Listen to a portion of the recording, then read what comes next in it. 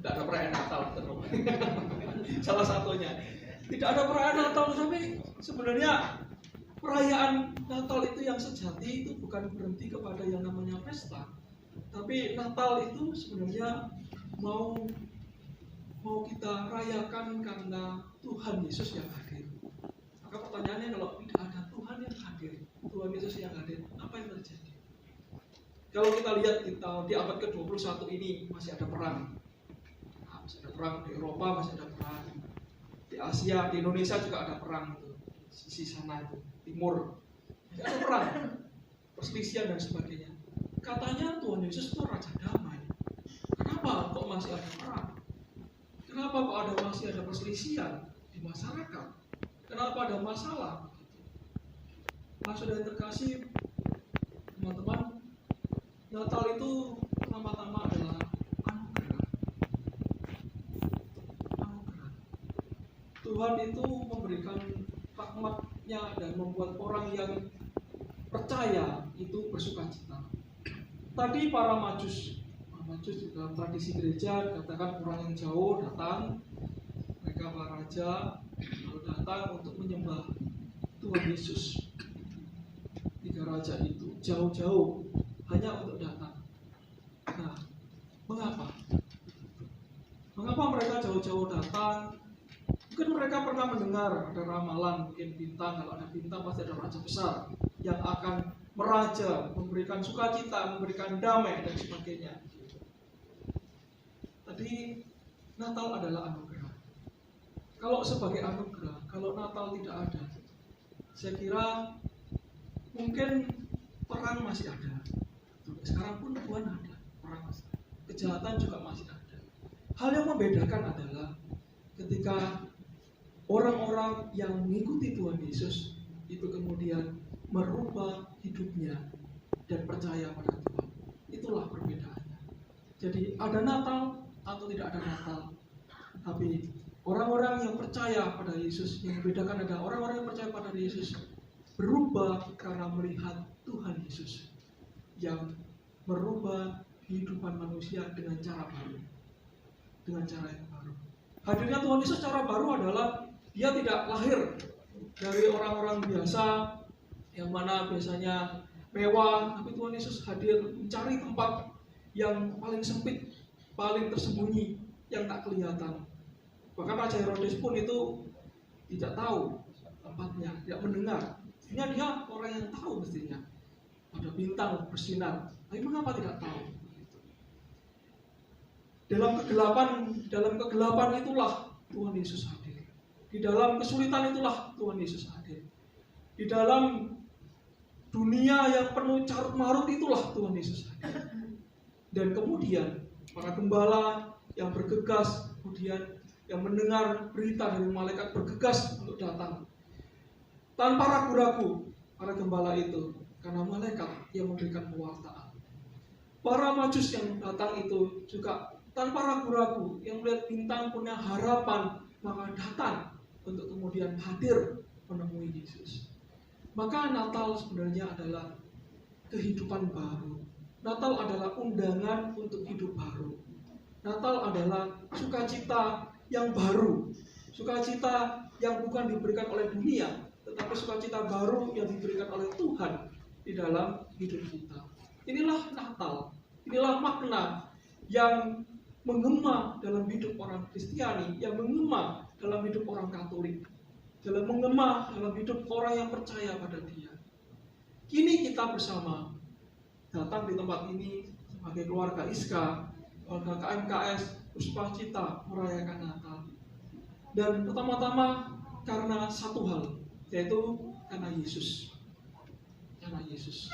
Bukan karena Bu Farida di sini, bukan karena Romo Agus atau Romo Beni yang ada di sini, atau bukan orang-orang yang terkenal di sini, tapi karena Tuhan Yesus. Artinya adalah apa? Bahwa kesatuan kita bersama, sukacita bersama kita karena Tuhan Yesus yang menyatukan kita. Oleh karena itu, undangannya adalah bagi kita seperti orang-orang Majus itu yang bergegas, yang sungguh-sungguh percaya Dan hal yang menarik adalah orang Majus itu memberikan 3 harta istimewa. Apa tadi? Emas, kemenyan, mur. Emas adalah sebagai tanda apa nih? Pelajaran biar ini. Emas sebagai tanda bahwa Yesus adalah raja. Raja apa? Nah, raja apa? Raja yang berbeda adalah digambarkan rajanya bukan raja dikelilingi oleh Raja Herodes, raja-raja Roma, tetapi pertama-tama dikelilingi oleh gembala. Artinya adalah kerajaan Tuhan Yesus dibentuk, digambarkan juga dari penggembalaan. Dari hal-hal yang mungkin bau busuk, bau tidak menyenangkan, bau yang melekat dari domba-domba yang jelek-jelek itu wajahnya tidak cantik-cantik seperti kita sekarang semua itu gitu. Tetapi adalah bahwa Tuhan Yesus mau menunjukkan kepada kita bahwa ayo hadir, ayo datang, ayo kita bersama sebagai manusia yang diundang menjadi manusia baru, dan Dia mau mengembalakan kita. Bukan raja yang memerintah dengan tangan besi, bukan dengan raja yang memerintah dengan aturan-aturan yang ketat, yang kadang kemudian diplesetkan oleh kepentingan masing-masing pribadi, tapi Dia mengembalakan dengan tangan yang lembut, yang belas kasih tetapi tegas, mau mengarahkan kepada kita. Dia raja. Yang kedua tadi apa? Kemenyan. Apa artinya kemenyan ini? Dia adalah imam. Tuhan Yesus adalah imam. Bukan hanya pengembalaan, tetapi bahwa membawa kepada kita juga, ayo hidup di dalam roh, hidup di dalam kekudusan.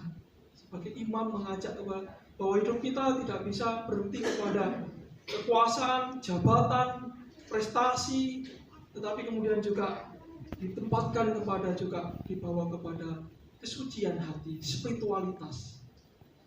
Kekeringan zaman sekarang ini dengan banyaknya dunia yang semakin cepat bergeraknya ini, kekeringannya adalah kekeringan rohani.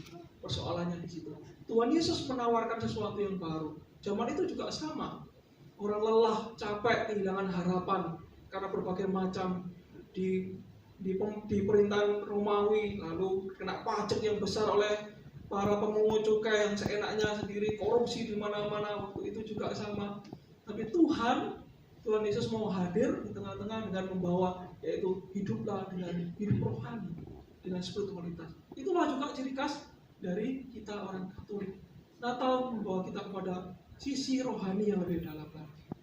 Dan yang ketiga, apa? Mur. Apa artinya mur? Mur artinya adalah Tuhan Yesus. Tuhan Yesus itu akan wafat dan bangkit. Dan kita diingatkan juga dengan wafat dan bangkit Tuhan Yesus, kita menjadi orang-orang yang bersama-sama dalam kematian karena dosa kita.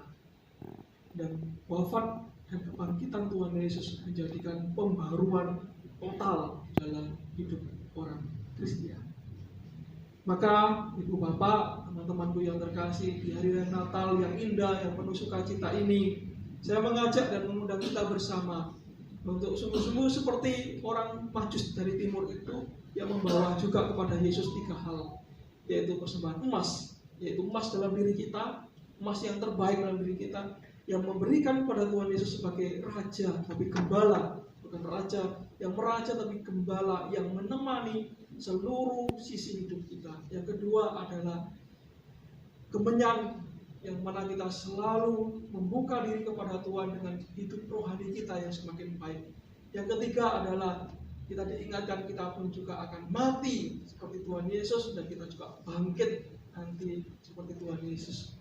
Maka kita diingatkan kita dari tanah dan kembali jadi tanah, dan kita diingatkan kita tidak membawa apa-apa ketika lahir, kita akan mati pun tidak bawa apa-apa. Sehingga inilah supaya kita mengerti bahwa sukacita kita benar-benar berasal dari manusia yang sejati.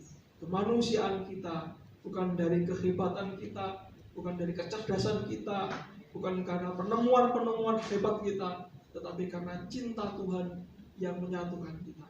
Sebagai sarjana-sarjana, sebagai para dokter, sebagai orang yang masuk di dalam dunia, yang benar-benar untuk mewujudkan kemanusiaan. Kita ditantang, diundang untuk terus di dunia ini untuk menghidupi semangat Natal dengan penuh harapan, membawa terutama di Indonesia, negara kita tercinta ini, tahun ini dan mendatang untuk semakin baik dan semakin mengerti cinta Tuhan sendiri. Berkatalah menyertai kita semua. Amin.